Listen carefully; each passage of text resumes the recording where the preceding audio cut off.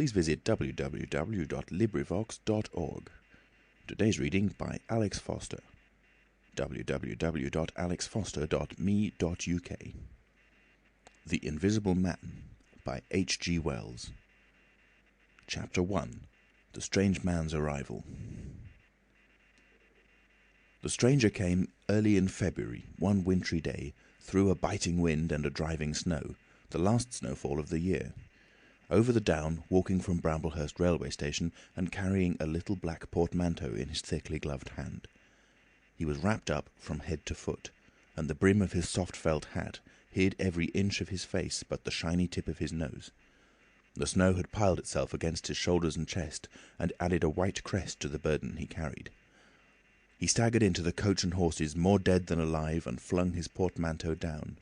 "A fire!" he cried. "In the name of human charity, a room and a fire!" He stamped and shook the snow from off himself in the bar, and followed Mrs. Hall into her guest parlour to strike his bargain. And with that much introduction, that and a couple of sovereigns flung upon the table, he took up his quarters in the inn. Mrs. Hall lit the fire and left him there, while she went to prepare him a meal with her own hands. A guest to stop at Iping in the winter-time was an unheard-of piece of luck, let alone a guest who was no haggler, and she resolved to show herself worthy of her good fortune. As soon as the bacon was well under way, and Milly, her lymphatic aid, had been brisked up a bit by a few deftly chosen expressions of contempt, she carried the cloth, plates, and glasses into the parlour, and began to lay them with the utmost éclat. Although the fire was burning up briskly, she was surprised to see that her visitor still wore his hat and coat, standing with his back to her, and staring out of the window at the falling snow in the yard. His gloved hands were clasped behind him, and he seemed to be lost in thought. She noticed that the melting snow that still sprinkled his shoulders dripped upon her carpet. "Can I take your hat and coat, sir?" she said, "and give them a good dry in the kitchen?" "No," he said without turning. She was not sure she had heard him, and was about to repeat her question. He turned his head and looked at her over his shoulder. "I prefer to keep them on," he said with emphasis, and she noticed that he wore big blue spectacles with sidelights, and had a bush side whisker over his coat collar that completely hid his cheeks and face. "Very well, sir," she said. "As you like. In a bit the room will be warmer."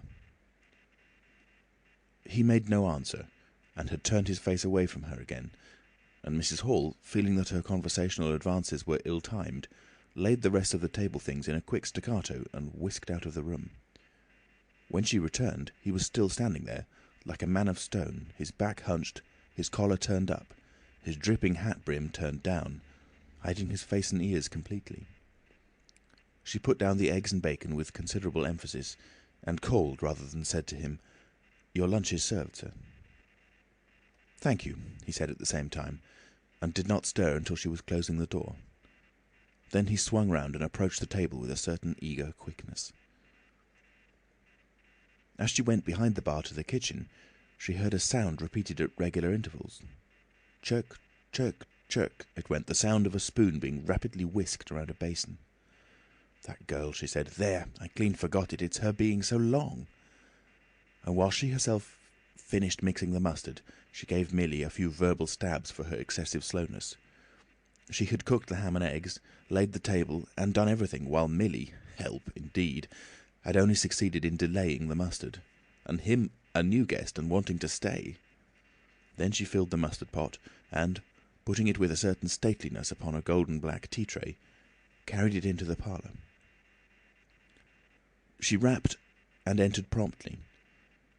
As she did so, her visitor moved quickly, so that she got but a glimpse of a white object disappearing behind the table. It would seem he was picking something from the floor. She rapped down the mustard pot on the table, then she noticed the overcoat and hat had been taken off and put over a chair in front of the fire, and a pair of wet boots threatened rust to her steel fender. She went to these things resolutely. "I suppose I may have them to dry now," she said in a voice that brooked no denial. "Leave the hat," said her visitor in a muffled voice, and turning, she saw he had raised his head and was sitting and looking at her. For a moment she stood gaping at him, too surprised to speak. He held a white cloth—it was a serviette he had brought with him—over the lower part of his face, so that his mouth and jaws were completely hidden, and that was the reason of his muffled voice. But it was not that which startled Mrs. Hall. It was the fact that all his forehead above his blue glasses was covered by a white bandage, and that another covered his ears, leaving not a scrap of his face exposed, excepting only his pink, peaked nose. It was bright pink and shiny, just as it had been at first. He wore a dark brown velvet jacket, with a high, black, linen-lined collar turned up about his neck. The thick black hair, escaping as it could below and between the cross bandages, projected in curious tails and horns, giving him the strangest appearance conceivable. This muffled and bandaged head was so unlike what she had anticipated that for a moment she was rigid. He did not remove the serviette, but remained holding it, as she saw now, with a brown gloved hand, and regarding her with his inscrutable blue glasses. "Leave the hat," he said, speaking very distinctly through the white cloth. Her nerves began to recover from the shock that they had received. She placed the hat on the chair again by the fire. I didn't know, sir," she began, and she stopped, embarrassed. "Thank you," he said dryly, glancing from her to the door, then at her again.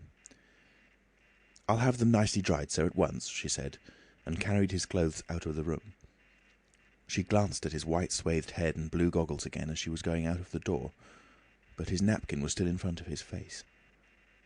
She shivered a little as she closed the door behind her, and her face was eloquent of her surprise and perplexity.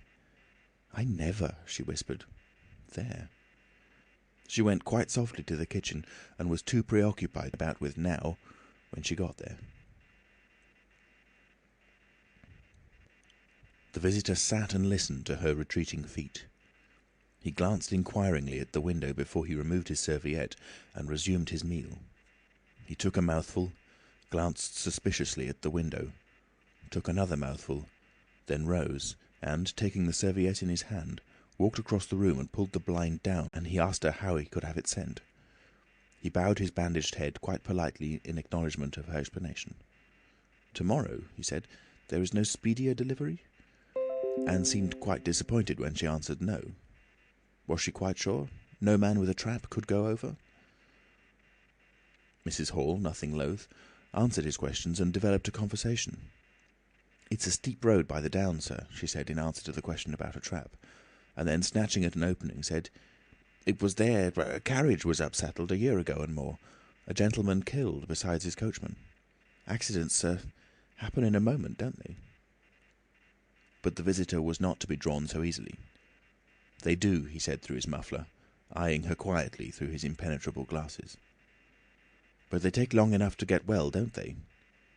There was my sister's son, Tom, just cut his arm with a scythe, and tumbled on it in the hayfield, and, bless me, he was 3 months tied up, sir. You hardly believe it. It's regular, given a dread of a scythe, sir." "I can quite understand that," said the visitor. "He was afraid—" Mrs. Hall was pulled up suddenly. It was certainly rude of him, after telling him all she had done. She gasped at him for a moment, and then remembered the 2 sovereigns, and she went for the matches. "Thanks," he said concisely as she put them down, and turned his shoulder upon her and stared out of the window again. It was altogether too discouraging. Evidently he was sensitive on the topic of operations and bandages. She did not make so bold as to say, however, after all. But his snubbing way had irritated her, and Millie had a hot time of it that afternoon. The visitor remained in the parlour until 4 o'clock, without giving the ghost of an excuse for an intrusion. For the most part he was quite still during that time. As it would seem, he sat in the growing darkness, smoking in the firelight, perhaps dozing. Once or twice a curious listener might have heard him at the coals, and for the space of 5 minutes he was audible pacing the room. He seemed to be talking to himself. Then the armchair creaked as he sat down again. Chapter 2. Mr. Teddy Henfrey's First Impressions. At 4 o'clock, when it was fairly dark and Mrs. Hall was screwing up her courage to go in and ask her visitor if he would take some tea, enormous mouth wide open,